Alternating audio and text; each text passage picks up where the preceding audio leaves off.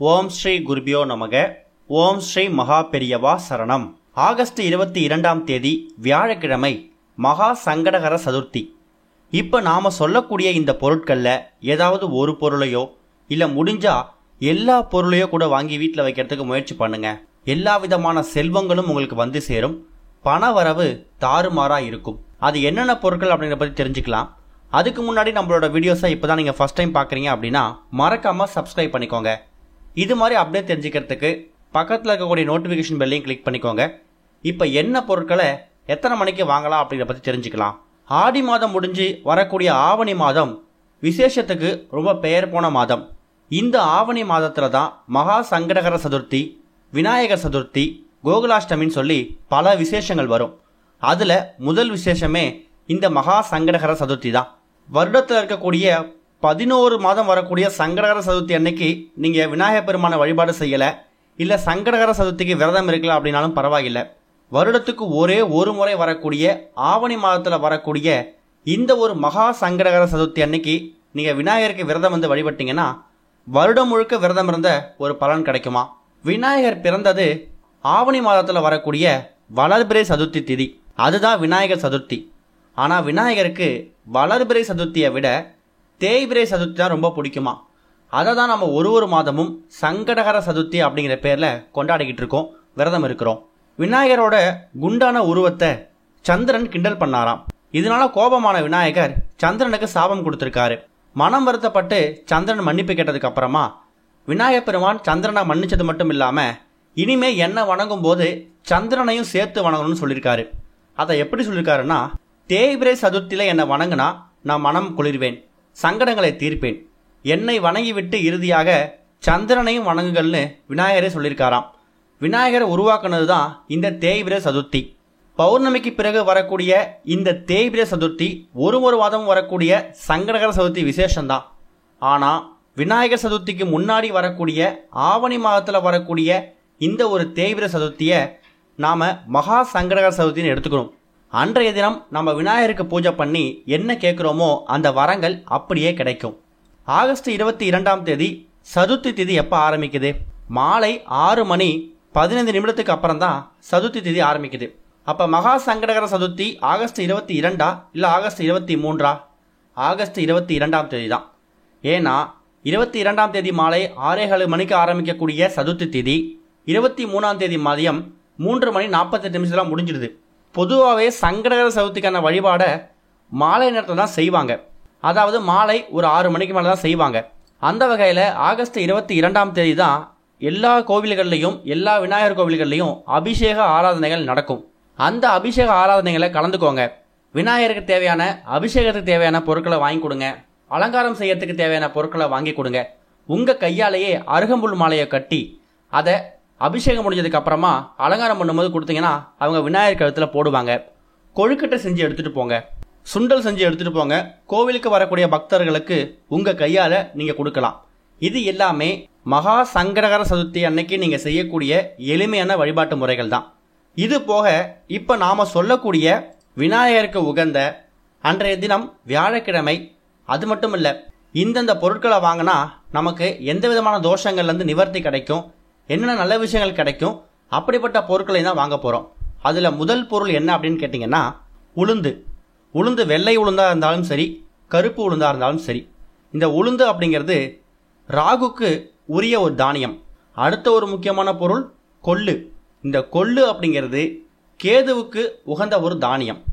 சரி, விநாயகருக்கு உகந்த மகா சங்கடகர சதுர்த்தியில் எதுக்காக நம்ம உளுந்தையும் கொள்ளும் வாங்கணும்?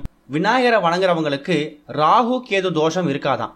அதுவும் பிள்ளையார்பட்டியில் இருக்கக்கூடிய விநாயகரை, கற்ப விருட்சமாக இருக்கக்கூடிய விநாயகரை வணங்குறவங்களுக்கு ராகு கேது தோஷம் வராது அப்படிங்கிறது ஒரு பெரிய நம்பிக்கை. அதனால் ராகு பகவானோட அருளும் கேது பகவானோட அருளும் உங்களுக்கு ஒரு சேர கிடைக்கணும்.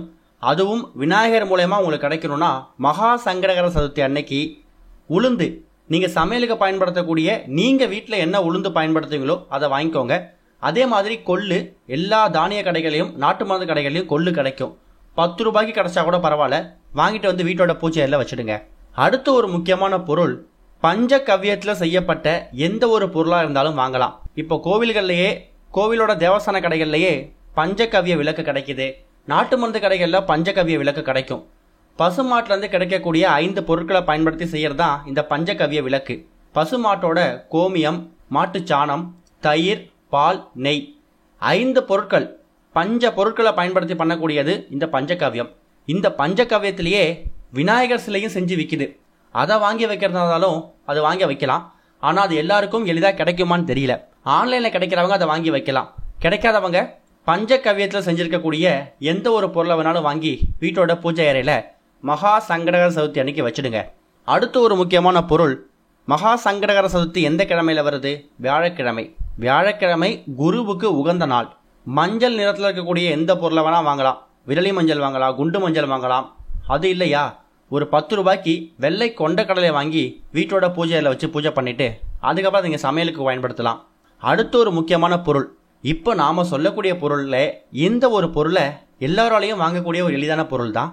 என்னன்னா, விநாயகரோட திருவுருவப் படம். அந்த திருவுருவப் படத்துலேயே பிள்ளையார்பட்டியில் இருக்காருல்ல, கற்பக விருட்சமாய், அந்த பிள்ளையார்பட்டி விநாயகர் ஃபோட்டோ ஒரு ஃபோட்டோவாவது உங்கள் பாக்கெட்டில் வைக்கிற அளவு இருந்தால் கூட போதும். ரொம்ப பெரிய அளவு வாங்க கூட அவசியம் இல்லை.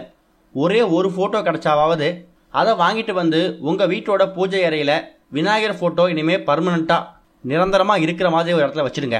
எந்த ஒரு இடத்துல பிள்ளையார்பட்டி விநாயகர் ஃபோட்டோ இருக்கோ அந்த இடத்துல எந்த விதமான விஷயங்களுக்கும் பஞ்சம் இருக்காதான். எல்லா செல்வங்களும் தேடி வரும். கற்பக விருட்சமாக இருக்கக்கூடிய விநாயகர் பெருமான பிள்ளையார்பட்டி விநாயகரை நீங்கள் ஒரு ஃபோட்டோவை வாங்கி வீட்டில் வைக்கலாம். அடுத்து ஒரு முக்கியமான பொருள், உங்கள் வீட்டில் ஷோ கேஸ்லேயோ இல்லை ஹால்லையோ எங்கே வைக்கிற மாதிரி யானை சம்மந்தப்பட்ட பொம்மைகளையோ இல்லை யானை சம்மந்தப்பட்ட புகைப்படங்களையோ வாங்கி வைக்கலாம். உதாரணத்துக்கு ஒரு 2-3 யானைகள் நடந்து வர்ற மாதிரியோ இல்லை 2-3 யானை பொம்மை நேரெதிர நிற்கிற மாதிரியோ கூட நிறைய யானை பொம்மைகள் விற்கும். கடைகளில் விற்கும், திருவிழாக்களில் விற்கும். அது மாதிரி இருக்கக்கூடிய யானை பொம்மைகளை வாங்கி உங்கள் வீட்டோட ஷோகேஸில் வைக்கலாம். சொல்லப்போனால் குரு பகவான் தன்னோட வாகனமாகவே யானையை தான் பயன்படுத்துவார். அன்றைய தினம் வியாழக்கிழமை குரு பகவானுக்கு உகந்த நாள். அதனால் யானை சம்மந்தப்பட்ட ஃபோட்டோவையோ இல்லை உங்கள் வீட்டோட ஷோகேஸில் வைக்கிற மாதிரி யானை சம்மந்தப்பட்ட சிலைகளையோ வாங்கி வைக்கலாம். இப்போ நாம் சொல்லிக்கக்கூடிய இந்த பொருட்கள் எல்லாமே எல்லோராலையும் எல்லா நேரத்துலையும் வாங்கக்கூடிய பொருட்கள் தான். இதில் எந்த பொருளை வேணாலும் நீங்கள் வாங்கி வைக்கலாம். முடிஞ்சால் எல்லா பொருளையும் கூட வாங்கி வைங்க, அதில் எந்த தவறும் கிடையாது. சரி, இந்த பொருட்களை எப்போ வாங்கி வைக்கலாம்? சதுர்த்தி திதி மாலை 6:15 மணிக்கு தான் ஆரம்பிக்குது. அதனால் வியாழக்கிழமை மாலை 6:15 மணிக்கு மேலே எப்போ வேணாலும் நீங்கள் இந்த பொருளை வாங்கி வைக்கலாம். ஒருவேளை வியாழக்கிழமை மாலை நீங்கள் வாங்க முடியலையா, வெள்ளிக்கிழமை மதியம் 3:48 வரைக்கும் சதுர்த்தி திதி இருக்குது. அதுக்குள்ளேயாவது வாங்கிடுங்க. நீங்கள் மகா சங்கடகர சதுர்த்திக்கான வழிபாட்டு முறைகள், பூஜை முறைகள், அபிஷேகங்கள், ஆராதனை எல்லாத்தையும் வியாழக்கிழமை மாலையே முடிச்சிடுங்க. ஒருவேளை மாலை நேரத்தில் வியாழக்கிழமை இந்த பொருளை வாங்க முடியலையா, வெள்ளிக்கிழமை மதியம் ஒரு 3 மணிக்குள்ளேயாவது ராகு காலம், யமகண்டம் இந்த 2 நேரத்தை தவிர மற்ற நேரத்தில் வாங்குறதுக்கு முயற்சி பண்ணுங்க. வருடத்துக்கு ஒரு முறை வரக்கூடிய அற்புதம் வாய்ந்த மகா சங்கடகர சதுர்த்தியில் நீங்கள் விநாயகரை வணங்கும் போது உங்களுடைய சங்கடங்கள் எல்லாம் காணாமல் போயிடும். சங்கடங்களை வேரோடு அறுக்கக்கூடிய ஒரு சதுர்த்தி தான் இந்த சங்கடகர சதுர்த்தி. முழுமுதற் கடவுளாக இருக்கக்கூடிய விநாயகர் பெருமான நம்பிக்கையோட வணங்குங்க. இப்போ நாம் சொல்லக்கூடிய பொருட்களை வாங்கி வீட்டில் வைங்க. கண்டிப்பாக உங்கள் வீட்டில் எல்லா விதமான செல்வங்களும் சேரும். ஓம் ஸ்ரீ குருபியோ நமக. ஓம் ஸ்ரீ மகா பெரியவா சரணம்.